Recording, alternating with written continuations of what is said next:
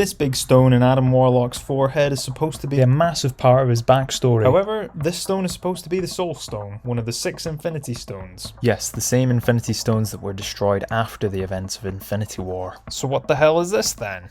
Join me as we try to figure out what the f*** this thing is. What is it? What is that? Hey, welcome back to my channel. Today we're going to discuss what the stone in Adam Warlock's forehead could be and the potential ramifications it could have on the extended Marvel Cinematic Universe. In the comics, Adam Warlock is a powerful being who is effectively immortal. Upon death, he would be reborn in his cocoon that we see in the post-credits scene of Guardians 2. He is capable of manipulating energy and matter to create weapons and other objects. In the comics, he has used these powers to turn Thanos to stone. Despite his unending list of abilities, and in control of the Soul Stone, he has even more abilities. The Soul Stone gives Warlock the ability to consume the souls of his opponents. He traps them in Soul World, a pocket dimension encased within the Soul Stone itself. The stone also grants the user the power to manipulate all souls in the universe. But if that Infinity Stone has been destroyed, then what is the stone on his head? Something tells me it's not a fashion statement. It could be one of either two things. Technically it could be an alternate realities version of the Soul Stone, which is awful writing so I hope not, or it could be something that we haven't seen yet. One theory circulating online is that it could be the Ego Gem, also known as the Ego Stone. The Ego Stone was created alongside the Infinity Stones. There were originally 7 stones at the time of creation. It was created by the death of an omnipotent being called Nemesis. Nemesis killed himself out of sheer loneliness, as they were the first being to come into existence. Upon doing so, their mastery of each aspect of reality was concentrated into 6 gems. These 6 gems are what we now know as Infinity Stones. This is why each individual stone gives those who wield them different powers. The respective powers are where the stones get their names from. One interesting fact is that the stones are actually supposed to be sentient. The reason they have not been in the MCU is entirely due to the fact that the Ego Gem has been absent. The Ego Gem supposedly contains the psyche or soul of Nemesis, and it effectively had control over the other stones. So as it was cast to an alternate reality, the Infinity Stones lost their sentience. How it finds its way back to this universe, we won't know for sure until May the 5th. One potential problem for Adam Warlock is that the Ego Gem acts like a parasite, seeking a host to control. Once it finds a host, it takes control of their mind to further the gem's vague and unclear goals. Each time it latches onto someone, it keeps a fragment of their mind, an imprint of the personality of the previous host. So the gem is eventually corrupted by each host, as it starts to retain memories and feelings from previous hosts, and it loses sight of its own goals and desires. In the comics, it began to harbour the same grudges as certain individuals it had taken control of. So this would suggest that Adam Warlock is potentially controlled by the stone in his head, if it is the Ego Gem. Therefore, the High Evolutionary and/or the Sovereign must have some control or influence over this mystery gem. The stone is likely to come from the High Evolutionary, on behalf of the Sovereign, as it usually does in the comics.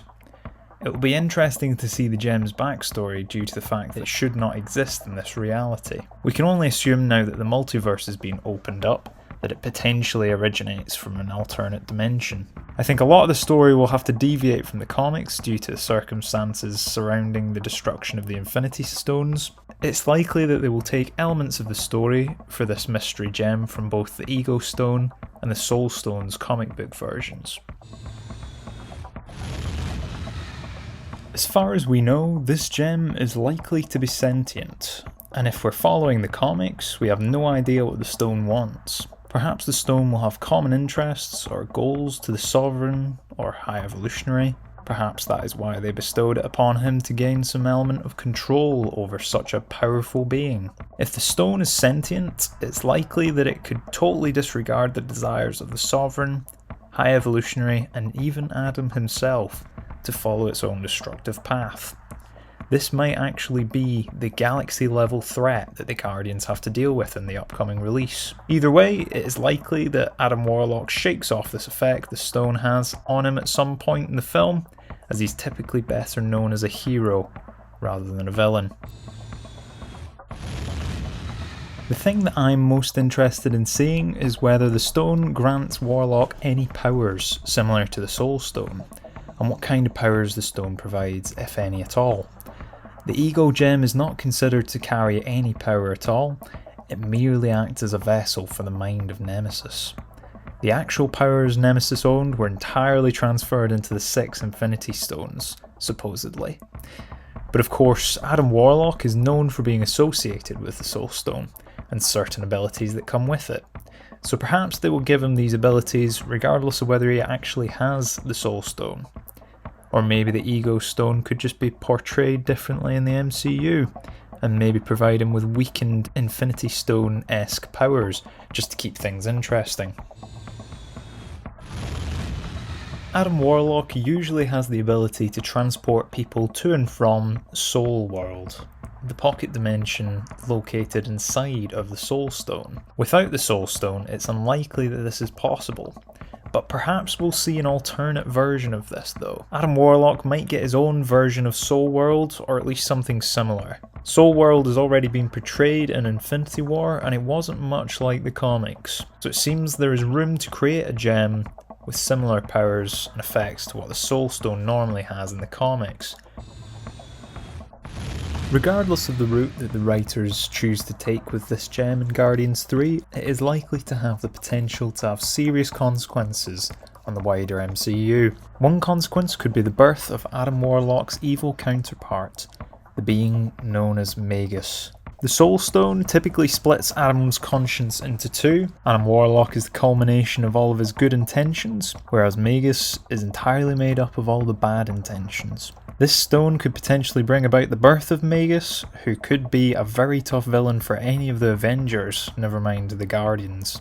There's been no hints or indications of Magus making any appearances in Guardians 3, so perhaps this could be something the MCU is setting up for future films. It could possibly be that the Ego Gem is discarded or lost by Warlock, and the next host knows the origins of Warlock's abilities and is able to replicate the process of creating them, which could culminate in the creation of Magus. If the Ego Stone exists, even without the Infinity Stones, it could definitely lead to some interesting storylines. If we're going to stick to the source material, then the gem in Adam's forehead should be a significant part of the story. Usually this gem is the Soul Stone, but it sounds like terrible writing just to bring it back after End Game. So it's likely it could be the Ego Gem, or even another gem made up solely for the purpose of this film. Typically the Ego Gem gives the host no powers, but perhaps this could be altered for the big screen. The Soul Stone has not been portrayed exactly like the comics so far, as Soul World was not the same, so there is room for the writers to give this gem whatever powers they see fit. That being said, we could deviate from this. Perhaps it could be a tribute to the original design of the character with no actual significant influence on his powers or anything else for that matter. Personally, it seems to me like a good opportunity to introduce the Ego Gem, as that would potentially open up a can of worms in terms of the stories that could originate from this. You can imagine a post-credits scene where someone ends up being possessed by the Ego Stone. It writes itself. I don't like the idea that this gem is just a pointless part of Adam Warlock's costume, and I hope it does carry a reasonable amount of power. With such a big film, I would expect nothing less. It's the end of the franchise. They've got to send it out with a bang. Let me know what you think of this theory. Is it all just nonsense? I think it makes sense, but I'm biased. Either way, thank you for watching. See you next time.